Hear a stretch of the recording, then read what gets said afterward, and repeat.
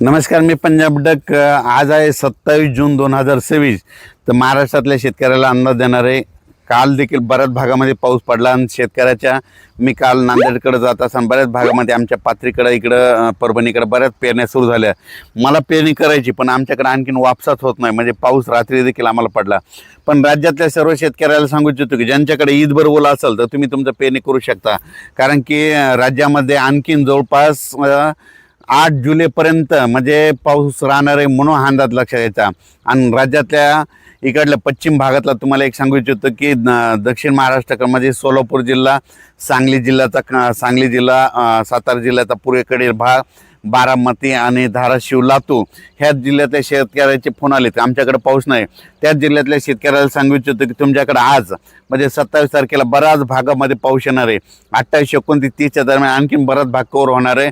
तुमच्याकडे चांगला पाऊस पडला आणि ईदभर ओलं झाली तर तुम्ही तुमचा पेरणीचा निर्णय घेऊ शकता. पण तुम्हाला एक सांगू इच्छितो, राज्यामध्ये मात्र जुलैच्या पहिल्या आठवड्यात काही ठिकाणी अति मुसळधार पाऊस पडणार आहे, अतिवृष्टी होणार आहे म्हणून हा अंदाज लक्षात घ्यायचा.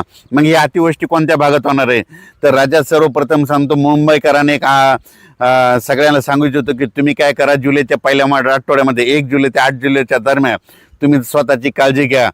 कारण की मुंबई, नाशिक, पुणे, त्याच्यानंतर अकोले, संगमनेर ह्या पट्ट्यामध्ये काय होणार आहे, म्हणजे जवळपास 1 जुलै ते 8 जुलैच्या दरम्यान काही भागामध्ये अतिवृष्टी होणार आहे म्हणून हा अंदाज लक्षात घ्यायचा. ओढे नाले एक होतील आणि त्याच्यानंतर काय होईल, जे सकल भाग आहे त्या भागामध्ये पाणी साचणार आहे म्हणून तुम्ही तुमची काळजी घ्यायची म्हणून हे देखील सर्व शेतकऱ्यांना लक्षात घ्यायचं.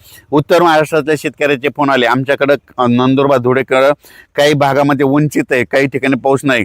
उत्तर महाराष्ट्रातल्या शेतकऱ्याला सांगू इच्छितो, नाशिक भागाचे ते उत्तर महाराष्ट्राकडे गेलेला त्या पट्ट्यातल्या शेतकऱ्याला सांगतो, काही ज्या भागामध्ये पाऊस नाही आला तुमच्याकडं मात्र 1 जुलै ते 8 जुलैच्या दरम्यान उत्तर महाराष्ट्रामध्ये नंदुरबार जिल्हा झालं, धुळे जिल्हा झालं, नाशिक जिल्हा झालं, मालेगाव ह्या पट्ट्यामध्ये चांगला जोराचा पाऊस पडणार आहे.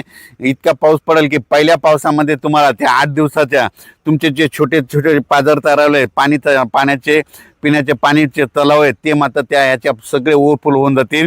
म्हणून उत्तर महाराष्ट्रातल्या शेतकऱ्यांनी हा अंदाज लक्षात घ्यायचा. म्हणजे उत्तर महाराष्ट्राला पाऊस उशिरा येणार आहे पण चांगलाच पडून जाणार आहे म्हणून त्यांच्यासाठी देखील आनंदाची बातमी.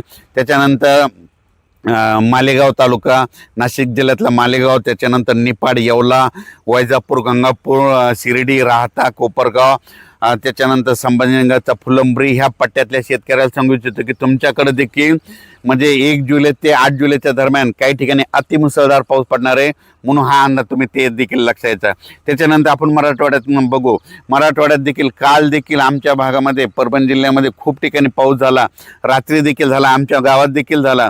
पण परभणी जिल्ह्यामधल्या शेतकऱ्याला परभणी, बीड, लातूर, धाराशिव, जालना, नांदेड आणि हिंगोलीतल्या शेतकऱ्याला सांगू इच्छितो की तुमच्याकडं 27 तारखेपर्यंत 8 जुलैपर्यंत दररोज वेगवेगळ्या भागात, वेगवेगळ्या गावात असा दररोज भाग बदलत पाऊस पडणार आहे म्हणून हा अंदाज लक्षात घ्यायचा. सगळीकडे एकदा पडणार नाही, आज या गावात पडेल, उद्या त्या गावात पडेल, परवा पुन्हा तुमच्या गावात पडेल, पण सगळीकडे पाऊस पडणार, जमिनीमध्ये ईदभर ओल जाणार आणि सगळ्या मराठवाड्यातल्या सगळ्या शेतकऱ्याच्या पेरण्या होणार आहे म्हणून हा अंदाज मराठवाड्यातल्या शेतकऱ्यांना लक्षात घ्यायचा. विदर्भातल्या शेतकऱ्याला सांगू इच्छितो, विदर्भात देखील आज वर्धा जिल्हा, नागपूर जिल्हा, भंडारा जिल्हा, गोंदिया जिल्हा, यवतमाळ जिल्हा, त्याच्यानंतर वाशिम जिल्हा, अकोला जिल्हा, बुलढाणा जिल्हा, अकोला, अमरावती ह्या परिसरात आज देखील म्हणजे दुपारनंतर बऱ्याच ठिकाणी पाऊस सुरू होणार आहे. पण 27 तारखेपर्यंत ते 8 जुलैपर्यंत सगळीकडे दररोज वेगवेगळ्या भागात, वेगवेगळ्या गावात पाऊस पडणार आहे. जे गाव वंचित राहिले त्या ठिकाणी देखील पाऊस पडणार आहे म्हणून हा अंदाज लक्षात घ्यायचा. तुमच्या विदर्भातल्या ज्या शेतकऱ्याची जर ईदवर ओल गेली असेल तर तुम्ही तुमच्या पेरणी करू शकता, पेरणीचा निर्णय घेऊ शकता म्हणून हे लक्षात घ्यायचं. पण राज्यात मात्र फक्त कमी पाऊस कोणत्या पट्ट्यात राहणार आहे, फक्त सोलापूर जिल्हा, पंढरपूर, हे सांगली, त्याच्यानंतर इकडं धाराशिवचं थोडंफार पडणार, तिकडं देखील ह्या 3 दिवसात पडणार आहे. पण जसा इकडं पाऊस पडायला आहे समजा विदर्भ, मराठवाडा, उत्तर महाराष्ट्राकडे तितका पाऊस इकडं पडणार नाही म्हणून हे त्यांनी लक्षात घ्यायचं.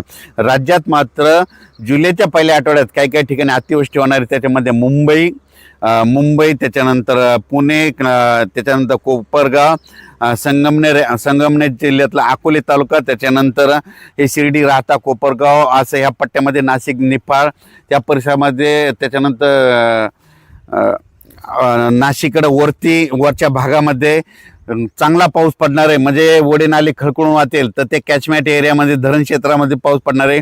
जे छोटे छोटे तळे आहेत त्याच्यात देखील पाणी येणार आहे, म्हणून हा अंदाज सर्व शेतकऱ्यांना लक्षात यायचा. म्हणजे राज्यात सांगायचं झालं तर आज 27 पासून ते जवळपास 8 जुलैपर्यंत दररोज वेगवेगळ्या भागात पाऊस पडणार आहे. सगळीकडे एकदा पडणार नाही, भाग बदलत पडणार आहे.